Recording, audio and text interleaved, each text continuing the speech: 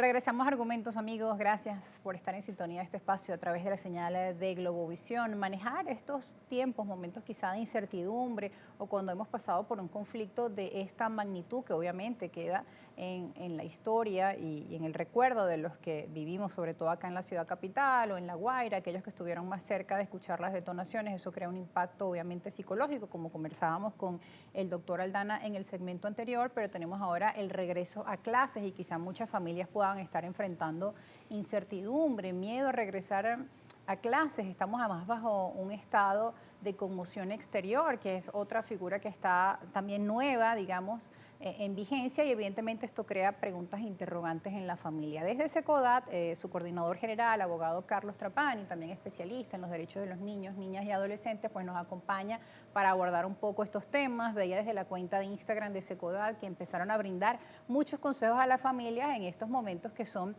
pues evidentemente, nuevos para nosotros. Sí, sobre todo es un momento de mucha confusión, de mucha incertidumbre, de no saber qué hacer. Desde SECODAT valoramos el inicio de año escolar, del segundo momento pedagógico. Valoramos que los niños necesitan de su escuela, porque su escuela, más allá del aprendizaje académico, es un espacio afectivo, formativo, protector. Entonces, es positivo que los chicos estén en la escuela.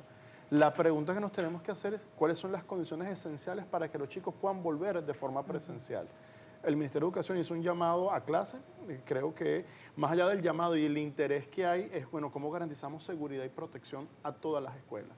Porque la realidad escolar no es homogénea en todo el país. Sobre todo es distinto, por ejemplo, la realidad de las escuelas que están en el valle a las que pueden estar en el interior del país o las escuelas de La Guaira. Entonces, creo que cada comunidad educativa, de acuerdo a su propia realidad, tiene que tener sus propias estrategias de cómo hacer este reinicio a clase, un inicio a clase, bueno, que sea cercano, accesible, que sea amable con los niños, sobre todo valorar, bueno, que los niños sufrieron un impacto determinante, bueno, de todos estos hechos que hemos vivido en los últimos días. Por ejemplo, hay muchos niños que despertaron en la madrugada y todavía presentan, hablaba con el doctor, algunos signos o síntomas como pesadillas o inquietud, o preguntan cómo vamos a regresar a clases así. Digamos, hay miedo todavía muchos niños y adolescentes, entonces, ¿cómo acompañar como padres a los pequeños que quizá no se sienten que están listos para el regreso a clases? También eso es una decisión de los padres o de la familia. Bueno, por unos días te vas a quedar en casa con nosotros y te irás reincorporando, pero lo cierto es que la dinámica escolar también avanza, el calendario escolar, todo esto también Sí, yo creo genera... que para poder superar un hecho violento hay que tratar de consolidar rutinas y Ok. progresivamente construir rutinas en la familia, ¿no? Venimos además de una época decembrina y bueno, esto fue el inicio del año. Entonces, retomar rutinas, ¿eso qué implica? Escuchar a los niños. Creo que nuestra primera recomendación siempre ha sido escucharlos. Ellos no son ajenos al conflicto, ellos viven el conflicto, lo escuchan, nos observan, ellos reciben información, comentan entre ellos y eso es fundamental, bueno, poder escucharlo. ¿Cuál es su opinión de lo que vivió? Creo que darle información, que no significa sobreinformar, creo que eso es importante. Y hay que respetar la etapa evolutiva de cada niño. Claro, Porque no es lo igual mismo. las opiniones, la información que tiene un adolescente a que puede tener un niño en edad escolar. Entonces creo que eso es importante poderlo balancear y poderlo potenciar. Y sobre todo hacer estrategias combinadas entre la familia y la escuela. Y, bueno, y que esa escuela, bueno, los primeros días, bueno, puedan retomar, bueno, cómo llegan los niños, cómo vivieron el conflicto y poner en palabras todos esos sentimientos que seguramente cada uno de ellos tiene. Allí en el Instagram de SECODAT hemos visto pues algunos consejos de los que ustedes compartían, hablaban de eso de informar, pero no la infoxicación, sobre exponer a la gran cantidad de información y noticias que minuto a minuto nos llegan de lo que está pasando, ¿no? Sino, bueno, brindar además esa tranquilidad y esa calma a nuestros niños, a nuestros adolescentes, a pesar pues de que para nosotros también puede ser una situación confusa, de incertidumbre y de no saber qué va a pasar. ¿Qué es clave? No mentir.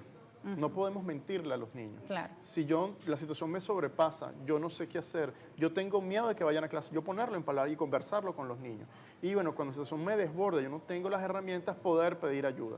Afortunadamente hay muchas organizaciones, SECODA es una de ellas que nos está brindando algún tipo de acompañamiento, asesoría. Sí. Entonces, información hay, espacios de acompañamiento hay. No necesariamente lo suficiente, pero bueno, que hay que pedir ayuda cuando sentimos que la situación nos desborda.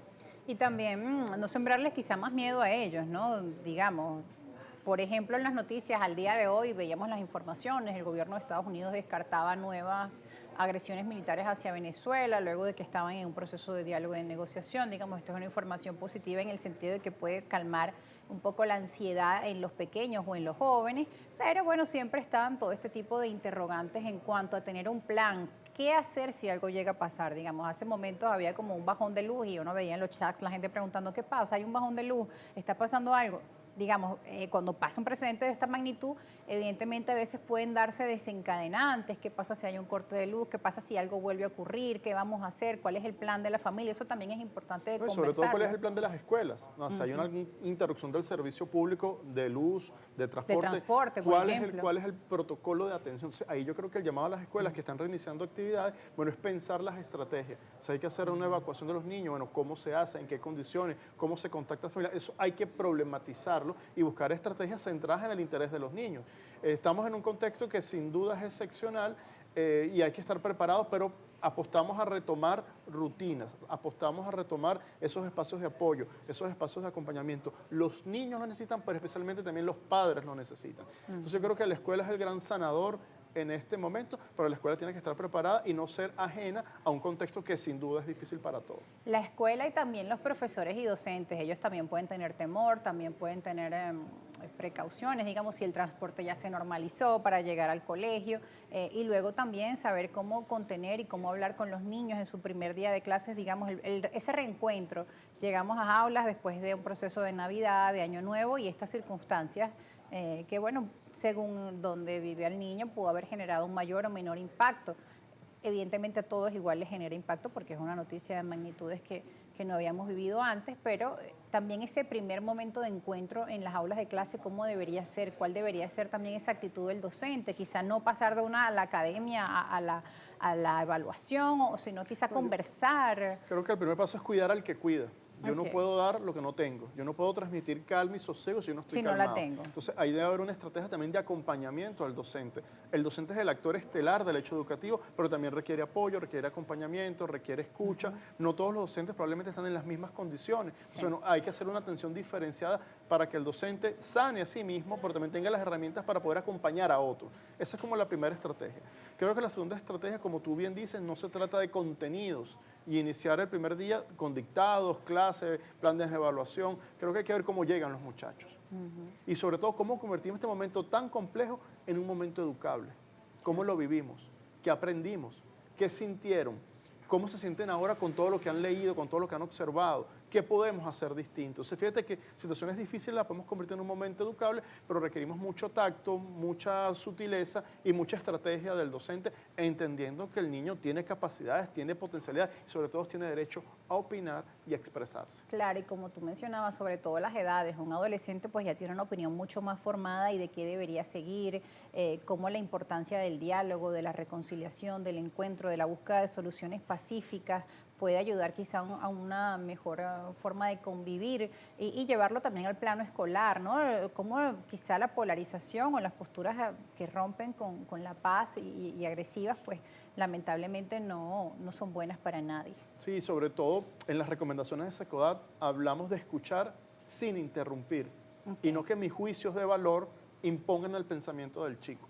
Si el niño, el adolescente, dice un comentario, bueno, que está fuera de contexto, está fuera de lugar, no corresponde con la realidad, es nuestro rol educativo, pedagógico, poder orientar y canalizar la información. Pero es importante hablarlo, ponerlo en palabras, porque lo que yo no digo como papá o como docente, el chico lo va a canalizar como le llega, y no necesariamente como le llega es la mejor forma y corresponde a los hechos reales como están ocurriendo.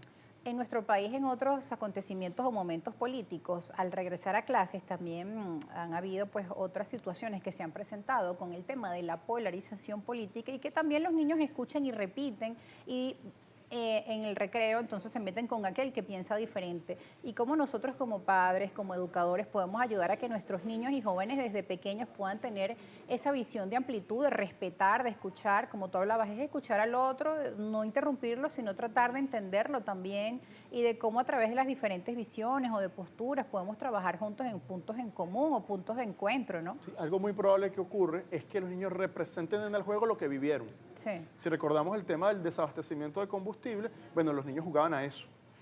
O contexto de cuando fue el corte de eléctrico, jugaban a eso.